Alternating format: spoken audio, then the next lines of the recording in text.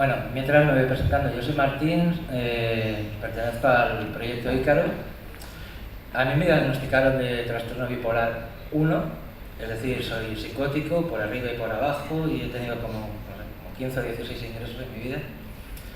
En el año 99 y estuve aquí en España hasta el año 2003, en que decidí emigrar porque no encontraba esperanza en el yermo que encontraba en la salud mental de este país. Me fui, siento decirlo así, me fui a Inglaterra y allí poco a poco empecé a conocer otros enfoques y bueno, el enfoque en concreto es el modelo que viene ahora a llamarse el modelo de recuperación, que no es un modelo que se hayan inventado los sistemas de salud público, sino que se han inventado los usuarios en muchos países con muchas experiencias, precisamente compartiendo sus propias narrativas. Y de eso es de lo que os quiero hablar yo hoy un poco, ¿no? De ese apoyo mutuo y de cómo llegar de la experiencia personal a generar un conocimiento colectivo que nos puede beneficiar a todos, ¿no? Esto que veis es una publicación del proyecto Ícaro. El proyecto Ícaro nace en el año 2002-2003, es una comunidad de grupos de apoyo mutuo, radicales, de salud mental, que están por todo Estados Unidos, en varios países de habla anglosajona, y hacemos publicaciones pues como esta, basadas en el conocimiento que reunimos en nuestros foros en internet, como Los amigos son la mejor medicina, que es una guía de cómo se facilitan grupos de apoyo mutuo, después de haber pensado mucho de las problemáticas que hay a la hora de practicar el apoyo mutuo y de que todos seamos oídos, de que el ambiente sea ese decálogo que tú has hecho sobre la recuperación, de respeto, de no monopolizar las palabras, de que se escuchen las opiniones que son disonantes y no son concordes al sentir mayoritario y todo eso, ¿no? Eso nos costó bastante reflexión y parimos esta guía que se llama Los amigos son la mejor medicina. Y a mí, desde luego, esta idea que veis aquí de no estás solo fue lo que más me llamó del proyecto Ícaro. Yo aquí en España me sentía absolutamente solo y me di cuenta que había gente que pasaba por las mismas cosas que yo y que no por ello se avergonzaba. Yo de hecho jamás me he avergonzado de ser como soy, jamás he pensado que tenga una enfermedad, pienso que tengo problemas, pienso que me rompo, pero estoy orgulloso de ser como soy. Y a través del proyecto Ícaro encontré a mi tribu, gente que piensa como yo. La propuesta que os traigo aquí es el cómo traer esas experiencias que nos hablaba hasta las empoderadoras de recuperación de fuera aquí al yermo español. Sí que es cierto que durante estos 13 años ha habido grandes cambios, se ha avanzado muchísimo, pero todavía hablamos de grupos de apoyo mutuo, de practicar el apoyo mutuo como algo muy ambiguo y yo no creo que la gente nazca sabiendo practicar el apoyo mutuo. Es decir, que hay que hacer una transición entre lo que tenemos, que son grupos con los terapeutas, a grupos en los que la gente pueda practicar esa ayuda recíproca en la que todos podamos ser escuchados y en la que nos vamos a beneficiar todos. Sobre todo generar ese conocimiento colectivo que nos sirva no solo para ayudarnos a nosotros mismos, sino para evitar el sufrimiento del resto de compañeros, aprendiendo de la experiencia, ¿no? También vengo a hablaros un poco de las comunidades de transición, de esas comunidades, de los centros de día, de esos lugares que vienen a ser muchas veces aparcaderos, donde te dejan a jugar al parchís y que nosotros pretendemos que pasen a ser comunidades de apoyo mutuo, donde la gente se importe unos a otros y donde las relaciones sean significativas y el trabajo sea gratificante. Para ello, aquí veis una lista muy larga que he puesto yo de cosas que deberían darse, como es una comunicación fluida entre todos los agentes implicados, y ahí estáis los familiares, los profesionales y los en primera persona, la disponibilidad de la información para todo el mundo. La mayoría de la información está en inglés y no se traduce, y eso nos hace muy difícil avanzar por el camino de la recuperación y por otras nuevas prácticas. Se necesitan protocolos claros de referencia y de seguimiento de los usuarios entre los servicios, las asociaciones, los grupos de apoyo mutuo, que no se pierda la gente entre los servicios sociales y la sanidad pública, etc. Se necesita evaluar nuestra actuación, evaluarla y basarla en la evidencia, no hacer una actuación y que nadie la mire. Y acabo mi intervención con esta persona y siguiente, ¿no? Se necesita un apoyo práctico a los facilitadores de esos grupos de apoyo mutuo. Se necesita que los servicios de salud mental, cuando proponen grupos de apoyo mutuo y los vayan vendiendo como nuevos paradigmas, a esos facilitadores que van a soportar una gran carga y un gran peso emocional, le den apoyo con un profesional que responda por ellos. Porque si no, lo que se está echando es el peso y la responsabilidad de la curación sobre el usuario. Es desertar de lo que es un derecho, el derecho a la atención pública. Se contrata menos personal y ahora le echamos la patata al usuario.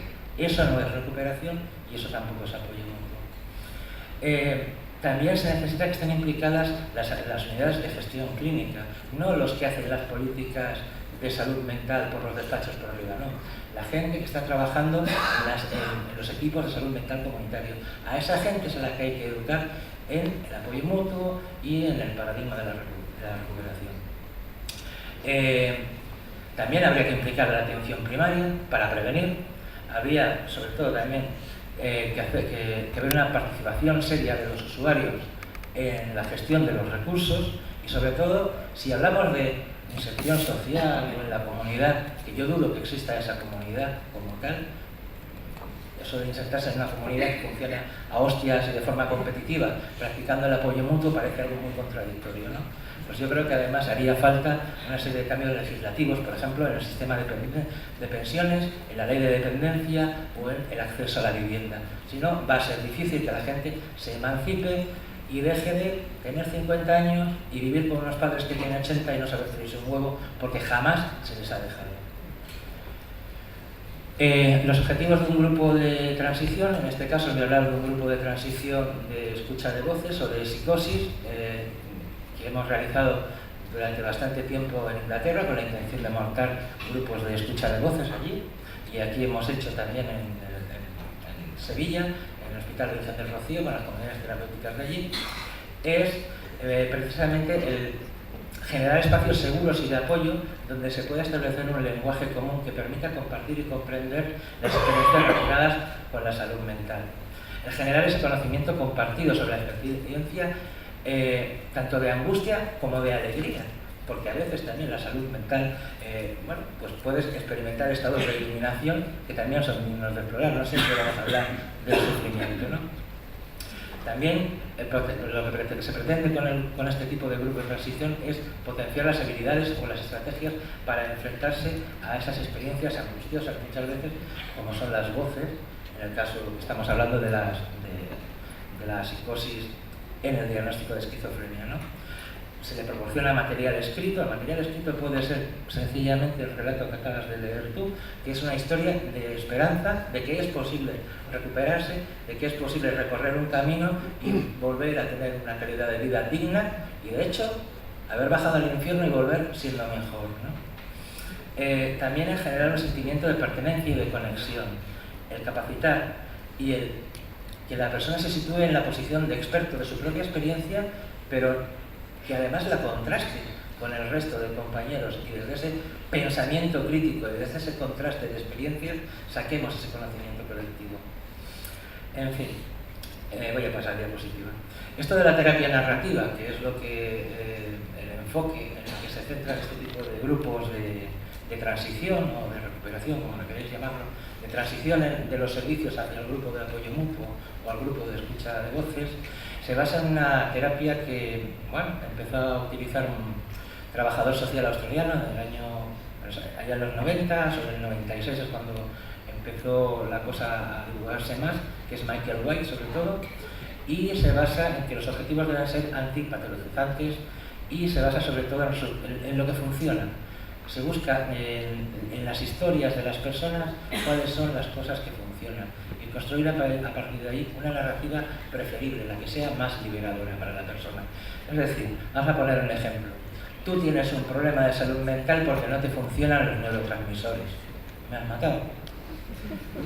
Tú, puede ser que tengas un problema con los neurotransmisores, pero vives en un ambiente social bastante chungo y hay ciertas circunstancias que te han hecho ponerte mal.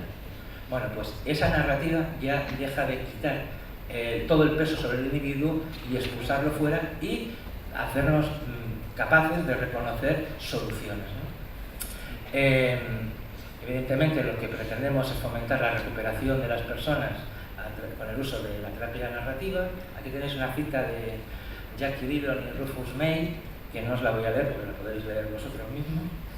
Y bueno, deciros que el proyecto Ícaro en sí nace como un intento de crear un lenguaje propio, alejado de lo clínico, con el que expresar nuestras propias experiencias inusuales, extravagantes, pero legítimas, y que generalmente se suelen llamar enfermedad mental.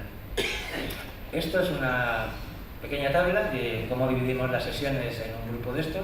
Nos vemos, pues en este caso fueron 12 sesiones, aunque en realidad al final fueron 15, porque estas cosas suelen ser flexibles, ¿no? En estas 12 sesiones serían las 12 sesiones de 3 horas, y lo que hacíamos era dividir un artículo ya creado por otros usuarios, en este caso usuarios australianos de Adelaide, que trabajaban con Michael White, que pero también podría ser lo que tú has leído, fragmentar ese texto narrativo y a través de esa fragmentación ir debatiéndolo semana a semana y comparándolo con nuestras propias vivencias. ¿Qué sucede ahí? Que te ves reconocido. Hay cosas que se supone que, como nunca las has hablado, solamente te han pasado a ti. Tú eres raro, eres extraño y tú eres el único que ha escuchado una voz que te dice que no salgas a la calle. Bueno, pues cuando tienes a alguien enfrente que te dice que sí, que a él le pasa lo mismo, y cuando lo acabas de leer en un texto de unos compañeros de Australia en el año 96 y ellos han conseguido tomar acción para convivir con esas voces, pues esa esperanza evidentemente empieza a funcionar, ¿no? El artículo en concreto se llama, que hemos utilizado en Sevilla, se llama Todo el poder para nuestros viajes, y narra la experiencia de, bueno, una serie de chicas, sobre todo, porque el grupo mayoritariamente estaba compuesto por chicas, o las que tuvieron narices de dar la cara al escribir el artículo después fueron chicas, y nos hablan, por ejemplo, pues cómo llegamos a juntarnos, ¿no? Pues eso ya sería por qué estamos aquí, qué es lo que nos ha traído hasta aquí. Aparece por aquí, como veis, pues el tal Michael White, se le invita al psicólogo a que tome notas de lo que aquí hablemos. No es el psicólogo el que empieza llevando la sesión, y el psicólogo pide permiso, evidentemente, si puede estar haciéndolo, si le parece bien y tal, ¿no? Se habla sobre el obstáculo del silencio, del silenciamiento de las experiencias. De la psicosis no se habla. La psicosis se trata con una pastilla, y punto. Y dejas de oír voces, y es mentira, porque la sigues escuchando. Y no se habla de la psicosis mística del bipolar, pues tampoco. ¿Para qué? Una vez que se te ha pasado, a llevar una vida normal y a controlar si estás eutímico o si tienes un pródromo, y hablar en ese lenguaje, en esa jerga clínica que nos impide muchas veces, bueno, muchas veces no, la mayoría de las veces, expresar lo que realmente sentimos, y desde luego silenciar nuestras experiencias, ¿no? que pueden ser muy enriquecedoras, que son de hecho mapas para explicarnos por dónde navegamos nosotros. A veces nos salimos de la autopista por la que navegáis todos y interpretamos el mundo pues por otros caminos, y necesitamos explicárnoslo, y de eso necesitamos hablar. Eso no se ofrece hoy en el sistema público de salud. Se ofrece la pastilla y muy poco tiempo, una visita cada dos veces al año. Eso no es terapéutico. Esa relación con el psiquiatra no es una relación terapéutica, porque para que haya relación terapéutica tiene que haber interés en el otro. De hecho, lo que tú has dicho, amor. Si no te interesa el otro, si lo único que te interesa es a ver cómo estás, adiós, toma, o la zapina para arriba, para abajo, pues bueno, eso es muy frustrante. Si no puedes ver a un psicólogo, yo no he visto a un psicólogo en mi puñetera vida, aquí en este país. Nunca. ¿No? Se supone que estoy bien. Claro, cuando reviento bien. Entonces eso tampoco es terapéutico. Eso es tomarnos el pelo a los de la primera persona. En fin, hablamos también de aceptar nuestras experiencias, como tú has hablado antes. Pues que son cosas que las ves por todos lados. El foro del proyecto Ícaro está lleno de experiencias así. Lo bueno que tiene esta es que es de un grupo, es colectiva y funciona muy bien para trabajar en un grupo, ¿no? Habla, por ejemplo, de cómo cambiar nuestra relación con las voces. Pues, por ejemplo, ahora, esto es un artículo del año 96, hace poco se ha hecho un vídeo, precisamente por Rufus May y el Royal College of Psychiatry, de cómo desarrollar una voz compasiva para poder dialogar con las otras voces. la chunga, la que te anima demasiado, la que es introvertida, y a partir de ahí tomar tú el control, ¿no? Bueno, pues eso está fuera de los espacios terapéuticos que no están controlados por los usuarios. En este sentido, vamos muy por delante de la ciencia clínica, y lo siento decirlo así, porque deberíamos ir de la mano. Claro, con el permiso de la industria farmacéutica. Hablan de las voces, las visiones negativas que pueden ser destructoras, bueno, y esas voces ¿por qué son?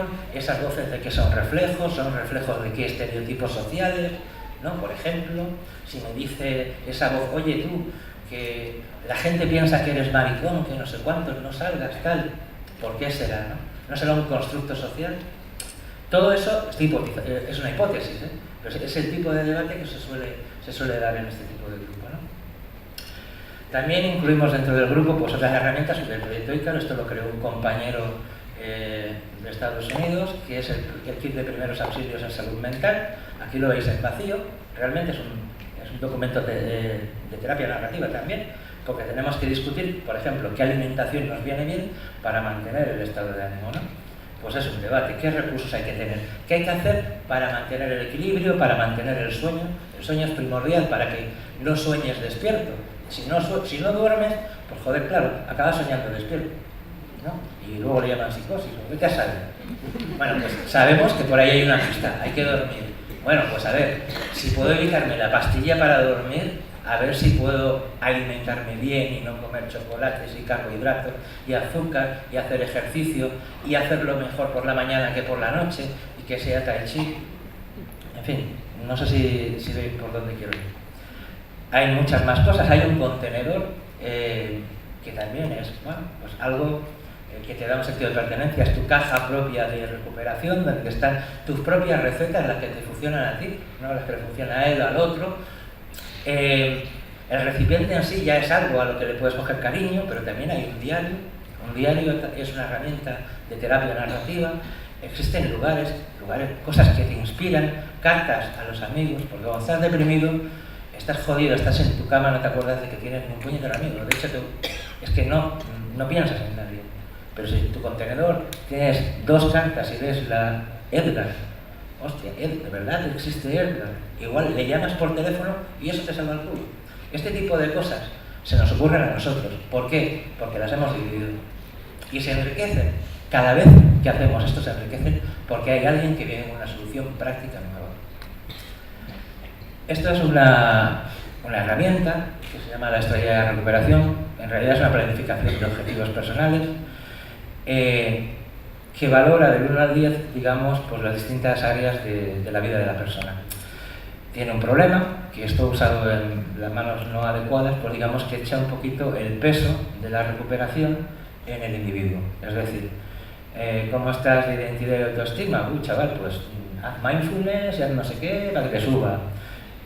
¿Cómo estás, por ejemplo, de trabajo? Bueno, tío, pues si consigues un trabajo a tiempo parcial, eres un perdedor, ¿no? A ver, esto puede ser una muy buena herramienta para ayudar a la gente, pero también puede servir para que los servicios de salud, o sociales, o de empleo, se marquen objetivos y se quiten gente de encima de los subsidios. Por eso hemos hecho la estrella de las heridas, los usuarios, que son las causas también que nos impiden recuperarnos, como la pobreza, el trauma que nos puede provocar el diagnóstico o la mala práctica de un médico, ¿no? La discriminación, el racismo, la homofobia, la desigualdad económica.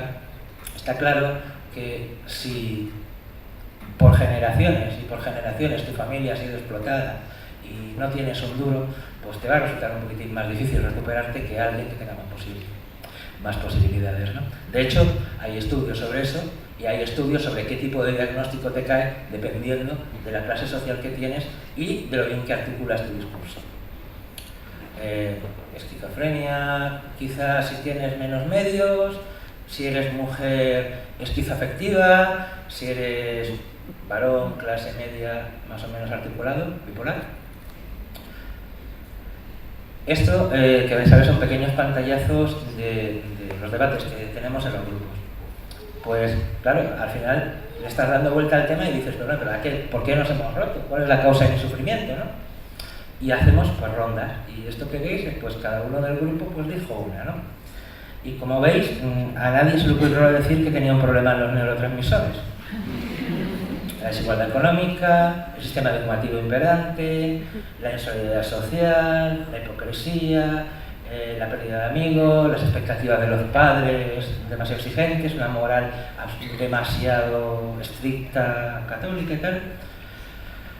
Hablando, por ejemplo, de estigma, pues también hemos tenido esos debates. Y hablar de enfermedad o de discapacidad, yo por ejemplo no hablo de enfermedad, yo creo que la enfermedad es social, que desarrollamos problemas de salud mental en un ambiente que nos es hostil, que si ese ambiente fuera menos hostil tendríamos menos problemas, pero principalmente la que hay que curar es a la sociedad. ¿Cómo? Cambiando la competitividad por lo que nos cura a nosotros, el apoyo mutuo. Entonces, a lo mejor los que se tienen que enmendar son los que están por ahí afuera, el 98% de la sociedad, porque nosotros ya sabemos lo que nos conviene. Cuando decía de hablar del estigma, yo prefiero hablar de prejuicios y estereotipos, porque son cosas más concretas, ¿vale? Hay prejuicios sociales y estereotipos que tiene la gente, y esas campañas contra el estigma a veces nos hacen muy poco favor, ¿no? Lo que veis abajo, bueno, pues es un poco una síntesis de nuestro método, que es pensamiento crítico, apoyo mutuo, tolerancia y difundir nuestras ideas y nuestras prácticas. ¿Para qué? Porque esto no puede ser una cosa elitista, esto tiene que llegar a todo el mundo. Cualquier servicio, cualquier herramienta que no sea universal y gratuita no es una herramienta válida para la recuperación de nadie. O sea que el copago tampoco funciona. 5 minutitos. ¿Vale? Sí, bueno, pues nada, algunas cosillas más. Por ejemplo, pues hablamos sobre el tema de la justicia. ¿Por qué? Porque las voces son injustas, por ejemplo, y pues tienes que hablar de qué es injusto de lo que te pasa a ti, no te pasa, es justo que te aten, no te aten. A la gente le cuesta un montón salirse de que la justicia es la ley, el orden y el sheriff y llegar a este tipo de conclusiones. Les cuesta mucho verbalizarlo, que a otras personas, que tú decías más normales, no les cuesta tanto. Y bueno, también el decir que tenemos derecho a la disidencia y a discrepar, y que por eso se nos ha castigado históricamente, por ser distintos. Antes se te quemaba por bruja en la hoguera y la iglesia se quedaba tus bienes, y después el Estado intervino y resulta que, bueno, no se quedaba tus bienes en el Estado, ni te quemaban, pero se lo quedaban los familiares, ¿no? Entonces, en este asunto yo voy también un poco por lo que decía Edgar. Lo que hay que prevenir son las malas prácticas. O sea, el sistema de salud público debe ser bueno, de calidad, gratuito, y las prácticas deben ser buenas también, de los profesionales. Esta es una idea un poco psicótica de alguien que desarrollamos, que es la mente, y es una biblioteca. Bueno, pues en una biblioteca habrá libros de distintos temas, ¿no? ¿Qué pasa? Que a veces se desordena, ¿no? Y por ejemplo hay libros que dan más por culo. Por ejemplo, el de la experiencia traumática. ¿Qué haces con él? Lo pones en la estantería y lo olvidas, para que luego se te caiga encima de la cabeza y te dé bien. Lo lees cada día obsesivamente, o intentas dotarte de recursos, ir reflexionando y leyéndolo cuando a ti te convenga, ¿no? Y hablamos del presente, que es un libro en blanco que tenemos que escribir documentándonos y tomando acción, ¿no? Estas son las escalas que utilizamos para medir la actuación nuestra en los grupos, son las escalas de recuperación, que no se usan en este país, las hemos compilado nosotros, las hemos montado y las hemos empezado a utilizar. Esta es el RAS 21, que es la que parece que al Servicio Andaluz de Salud le interesa utilizar, pero de momento es de la Red de Grupos de Apoyo Mutuo de Andalucía. Estas son también otras dos escalas de satisfacción de la persona con la sección y de cómo se ha sentido durante la última semana. ¿Por qué? Porque cuando pasas el RAS 21 para ver qué opinión tiene la persona de sí mismo, de su recuperación y de sus problemas, pues si lo haces al principio del grupo, en medio y al final, también habrá que saber si la persona ese día estaba depre, subido, bien, mal, ¿no? Para poder intentar llegar a unas conclusiones y basarnos en la evidencia, cosa que ya os digo, las farmacéuticas poco hacen. Estos son resultados conceptuales del grupo. Aquí están divididos por epígrafes, ¿no? Empoderamiento, aprendizaje, funcionamiento básico, bienestar general. En fin, nosotros pensamos que el recorrido de recuperación no es solamente un recorrido terapéutico, sino que es político también. que hay que pasar de la pasividad, es decir, de la depresión, de ser un paciente, a la acción, a ser un ser activo, un agente activo y, como en este caso, como la gente que trata en esta mesa, pasar a ser activistas. ¿Por qué? Para evitar sufrimiento a otros, porque si esto hubiera existido hace 13 años, yo, egoístamente, me hubiera ahorrado mucho sufrimiento. Hablo entonces de apoyo mutuo en un entorno de grupo y construyendo comunidad, porque como os he dicho antes, la comunidad deja mucho que desear y lo tenemos que crear entre todos. Este es el grupo de escucha de voces que salió de ahí. Como nos va el rollo narrativo, pues le pusimos grupo de escucha mutua y apoyo de Sevilla. Somos unas gemas, nos tenemos que cuidar y le llamamos La Rosa de los Vientos. Y tenemos un blog. Y de las comunidades de apoyo mutuo os voy a hablar un poco. Arcadia Clubhouse es una.